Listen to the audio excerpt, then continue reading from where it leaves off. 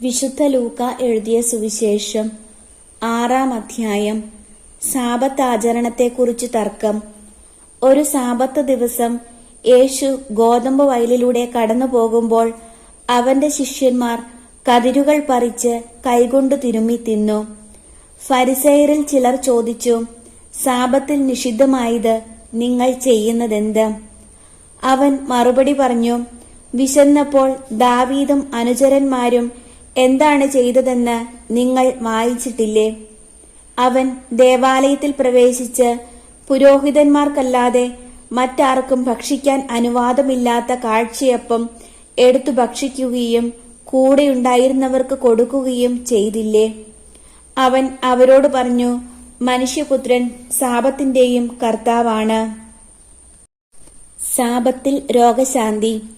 മറ്റൊരു സാബത്തിൽ അവൻ ഒരു സിനഗോഗിൽ പ്രവേശിച്ച് പഠിപ്പിക്കുകയായിരുന്നു.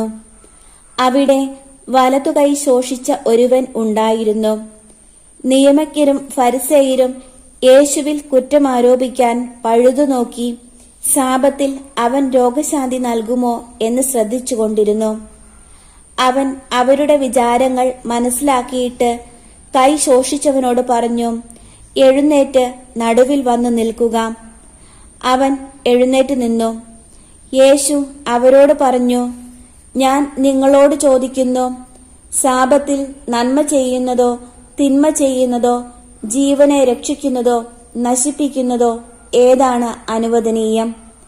അവിടെ കൂടിയിരുന്ന എല്ലാവരുടെയും നേരെ നോക്കിക്കൊണ്ട് അവൻ ആ മനുഷ്യനോട് പറഞ്ഞു, കൈ നീട്ടുക. അവൻ കൈ നീട്ടി, അത് സുഖപ്പെട്ടു. അവർ രോഷാകുലരായി യേശുവിനോട് എന്താണ് ചെയ്യേണ്ടതെന്ന് പരസ്പരം ആലോചിച്ചു. അപ്പസ്തോലന്മാരെ തിരഞ്ഞെടുക്കുന്നു. ആ ദിവസങ്ങളിൽ അവൻ പ്രാർത്ഥിക്കാനായി ഒരു മലയിലേക്ക് പോയി. അവിടെ ദൈവത്തോട് പ്രാർത്ഥിച്ചുകൊണ്ട് രാത്രി മുഴുവൻ ചെലവഴിച്ചു.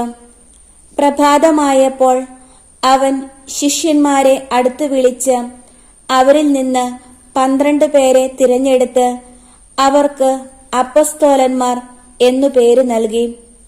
അവർ പത്രോസ് എന്ന് അവൻ പേരു നൽകിയ ശിമയോൻ, അവന്റെ സഹോദരനായ അന്ത്രയോസ്, യാക്കോബ്, യോഹന്നാൻ, പീലിപ്പോസ്, ബർത്തലോമിയോ, മത്തായി, തോമസ്, ഹെൽപ്പയുടെ പുത്രനായ യാക്കോബ്, തീവ്രവാദിയായി അറിയപ്പെട്ടിരുന്ന ശിമയോൻ, യാക്കോബിന്റെ മകനായ യൂദാസ്, ഒറ്റുകാരനായി തീർന്ന യൂദാസ് കറിയോത്ത എന്നിവരാണ്.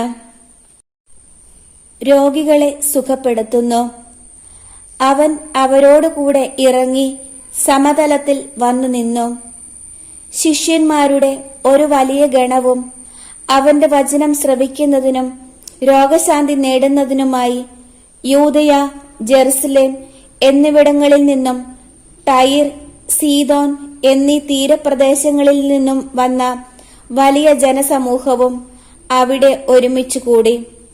അശുദ്ധാത്മാക്കളാൽ പീഡിതരായവർ സുഖമാക്കപ്പെട്ടു. ജനങ്ങളെല്ലാം അവനെ ഒന്ന് സ്പർശിക്കാൻ അവസരം പാർത്തിരുന്നു. എന്തെന്നാൽ അവനിൽ നിന്ന് ശക്തി പുറപ്പെട്ട് എല്ലാവരെയും സുഖപ്പെടുത്തിയിരുന്നു. സുവിശേഷ ഭാഗ്യങ്ങൾ. അവൻ ശിഷ്യരുടെ നേരെ കണ്ണുകളുയർത്തി അരുളി ചെയ്തു, ദരിദ്രരെ, നിങ്ങൾ ഭാഗ്യവാന്മാർ, ദൈവരാജ്യം നിങ്ങളുടേതാണ്. ഇപ്പോൾ വിശപ്പ് സഹിക്കുന്നവരെ, നിങ്ങൾ ഭാഗ്യവാന്മാർ, നിങ്ങൾ തൃപ്തരാക്കപ്പെടും. ഇപ്പോൾ കരയുന്നവരെ, നിങ്ങൾ ഭാഗ്യവാന്മാർ, നിങ്ങൾ ചിരിക്കും. മനുഷ്യപുത്രൻ നിമിത്തം മനുഷ്യർ നിങ്ങളെ ദ്വേഷിക്കുകയും പുറന്തള്ളുകയും അവഹേളിക്കുകയും നിങ്ങളുടെ പേര് ദുഷിച്ചതായി കരുതി തിരസ്കരിക്കുകയും ചെയ്യുമ്പോൾ നിങ്ങൾ ഭാഗ്യവാന്മാർ. അപ്പോൾ നിങ്ങൾ ആഹ്ലാദിക്കുവിൻ, സന്തോഷിച്ചു കുതിച്ചു ചാടുവിൻ. സ്വർഗത്തിൽ നിങ്ങളുടെ പ്രതിഫലം വലുതായിരിക്കും. അവരുടെ പിതാക്കന്മാർ പ്രവാചകന്മാരോടും ഇപ്രകാരം തന്നെയാണ് പ്രവർത്തിച്ചത്. എന്നാൽ സമ്പന്നരെ, നിങ്ങൾക്ക് ദുരിതം, നിങ്ങളുടെ ആശ്വാസം നിങ്ങൾക്ക് ലഭിച്ചു കഴിഞ്ഞു. ഇപ്പോൾ സംതൃപ്തരായി കഴിയുന്നവരെ നിങ്ങൾക്ക് ദുരിതം, നിങ്ങൾക്ക് വിശക്കും. ഇപ്പോൾ ചിരിക്കുന്നവരെ നിങ്ങൾക്ക് ദുരിതം, നിങ്ങൾ ദുഃഖിച്ച് കരയും.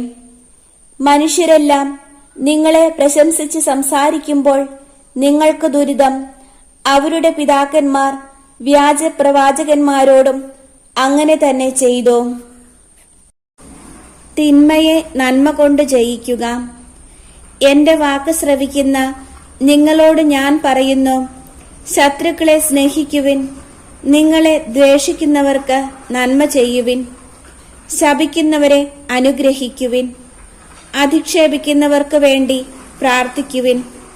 ഒരു ചെകിട്ട് തടിക്കുന്നവന് മറ്റേ ചെകിട് കൂടി കാണിച്ചു കൊടുക്കുക. മേലങ്കി എടുക്കുന്നവനെ കുപ്പായം കൂടി എടുക്കുന്നതിൽ നിന്ന് തടയരുത്. നിന്നോട് ചോദിക്കുന്ന ഏതൊരുവനും കൊടുക്കുക. നിന്റെ വസ്തുക്കൾ എടുത്തുകൊണ്ടു പോകുന്നവനോട് തിരികെ ചോദിക്കരുത്. മറ്റുള്ളവർ നിങ്ങളോട് എങ്ങനെ പെരുമാറണമെന്ന് നിങ്ങൾ ആഗ്രഹിക്കുന്നുവോ അങ്ങനെ തന്നെ നിങ്ങൾ അവരോടും പെരുമാറുവിൻ. നിങ്ങളെ സ്നേഹിക്കുന്നവരെ നിങ്ങൾ സ്നേഹിക്കുന്നതിൽ എന്തു മേന്മയാണുള്ളത്? പാപികളും തങ്ങളെ സ്നേഹിക്കുന്നവരെ സ്നേഹിക്കുന്നുണ്ടല്ലോ. നിങ്ങൾക്ക് നന്മ ചെയ്യുന്നവർക്ക് നിങ്ങൾ നന്മ ചെയ്യുന്നതിൽ എന്തു മേന്മയാണുള്ളത്? പാപികളും അങ്ങനെ ചെയ്യുന്നുണ്ടല്ലോ. തിരിച്ചു കിട്ടുമെന്ന് പ്രതീക്ഷിച്ച് വായ്പ കൊടുക്കുന്നതിൽ എന്തു മേന്മയാണുള്ളത്? കൊടുത്തിടത്തോളം തിരിച്ചു കിട്ടുമെന്ന പ്രതീക്ഷയിൽ പാപികളും പാപികൾക്ക് വായ്പ കൊടുക്കുന്നില്ലേ? എന്നാൽ നിങ്ങൾ ശത്രുക്കളെ സ്നേഹിക്കുവിൻ. തിരിച്ചു കിട്ടും എന്ന് പ്രതീക്ഷിക്കാതെ മറ്റുള്ളവർക്ക് നന്മ ചെയ്യുകയും വായ്പ കൊടുക്കുകയും ചെയ്യുവിൻ. അപ്പോൾ നിങ്ങളുടെ പ്രതിഫലം വലുതായിരിക്കും. നിങ്ങൾ അത്യുന്നതന്റെ പുത്രന്മാരായിരിക്കുകയും ചെയ്യും. കാരണം അവിടുന്ന് നന്ദിഹീനരോടും ദുഷ്ടരോടും കരുണ കാണിക്കുന്നു. നിങ്ങളുടെ പിതാവ് കരുണയുള്ളവനായിരിക്കുന്നത് പോലെ നിങ്ങളും കരുണയുള്ളവരായിരിക്കുവിൻ. അന്യരെ വിധിക്കരുത്. നിങ്ങൾ വിധിക്കരുത്, നിങ്ങളും വിധിക്കപ്പെടുകയില്ല. കുറ്റാരോപണം നടത്തരുത്, നിങ്ങളുടെ മേലും കുറ്റം ആരോപിക്കപ്പെടുകയില്ല. ക്ഷമിക്കുവിൻ, നിങ്ങളോടും ക്ഷമിക്കപ്പെടും. കൊടുക്കുവിൻ, നിങ്ങൾക്കും കിട്ടും. അമർത്തി കുലുക്കി നിറച്ചളന്ന് അവർ നിങ്ങളുടെ മടിയിൽ ഇട്ടുതരും. നിങ്ങൾ അളക്കുന്ന അളവുകൊണ്ട് തന്നെ നിങ്ങൾക്കും അളന്നു കിട്ടും. അവൻ ഒരു ഉപമയും അവരോട് പറഞ്ഞു. കുരുടന് കുരുടനെ നയിക്കുവാൻ സാധിക്കുമോ? ഇരുവരും കുഴിയിൽ വീഴുകയില്ലേ? ശിഷ്യൻ ഗുരുവിനേക്കാൾ വലിയവനല്ല. എന്നാൽ എല്ലാം പഠിച്ചു കഴിയുമ്പോൾ അവൻ ഗുരുവിനെ പോലെ ആകും. നിന്റെ സഹോദരന്റെ കണ്ണിലെ കരട് നീ കാണുകയും സ്വന്തം കണ്ണിലെ തടിക്കഷണത്തെ ഗൗനിക്കാതിരിക്കുകയും ചെയ്യുന്നതെന്ത്?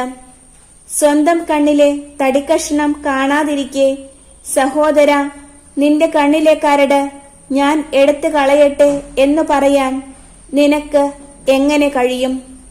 കപടനാട്യക്കാരാ, ആദ്യമേ നിന്റെ കണ്ണിലെ തടിക്കഷണം എടുത്തു മാറ്റുക.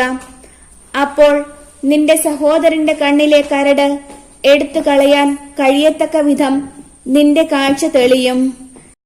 ഫലത്തിൽ നിന്ന് വൃക്ഷത്തെ അറിയുക. നല്ല വൃക്ഷം ചീത്ത ഫലങ്ങൾ പുറപ്പെടുവിക്കുന്നില്ല, ചീത്ത വൃക്ഷം നല്ല ഫലങ്ങളും. ഓരോ വൃക്ഷവും ഫലം കൊണ്ട് തിരിച്ചറിയപ്പെടുന്നു. മുൾച്ചെടിയിൽ നിന്ന് അത്തിപ്പഴമോ ഞെരിഞ്ഞിലിൽ നിന്ന് മുന്തിരിപ്പഴമോ ലഭിക്കുന്നില്ലല്ലോ. നല്ല മനുഷ്യൻ തന്റെ ഹൃദയത്തിലെ നല്ല നിക്ഷേപത്തിൽ നിന്ന് നന്മ പുറപ്പെടുവിക്കുന്നു. ചീത്ത മനുഷ്യൻ തിന്മയിൽ നിന്ന് തിന്മ പുറപ്പെടുവിക്കുന്നു. ഹൃദയത്തിന്റെ നിറവിൽ നിന്നാണല്ലോ അധരം സംസാരിക്കുന്നത്. ഉറച്ച അടിസ്ഥാനം. നിങ്ങൾ എന്നെ കർത്താവേ കർത്താവേ എന്ന് വിളിക്കുകയും ഞാൻ പറയുന്ന കാര്യങ്ങൾ പ്രവർത്തിക്കാതിരിക്കുകയും ചെയ്യുന്നത് എന്തുകൊണ്ട്? എന്റെ അടുത്തു വന്ന് എന്റെ വചനം കേൾക്കുകയും അതനുസരിച്ച് പ്രവർത്തിക്കുകയും ചെയ്യുന്നവൻ ആർക്ക് സദൃശനാണെന്ന് ഞാൻ വ്യക്തമാക്കാം. ആഴത്തിൽ കുഴിച്ച് പാറമേൽ അടിസ്ഥാനമിട്ട് വീട് പണിത മനുഷ്യനോട് സദൃശ്യനാണ് അവൻ. വെള്ളപ്പൊക്കമുണ്ടാവുകയും ഒഴുക്ക് അതിന്മേൽ ആഞ്ഞടിക്കുകയും ചെയ്തു. എന്നാൽ ആ വീടിനെ ഇളക്കാൻ കഴിഞ്ഞില്ല. എന്തെന്നാൽ അത് ബലിഷ്ഠമായി പണിയപ്പെട്ടിരുന്നു. വചനം കേൾക്കുകയും എന്നാൽ അതനുസരിച്ച് പ്രവർത്തിക്കാതിരിക്കുകയും ചെയ്യുന്ന മനുഷ്യൻ ഉറപ്പില്ലാത്ത തറമേൽ വീട് പണിതവന് തുല്യൻ. ജലപ്രവാഹം അതിന്മേൽ ആഞ്ഞടിച്ചു, ഉടനെ അത് നിലം പതിച്ചു. ആ വീടിന്റെ തകർച്ച വലുതായിരുന്നു.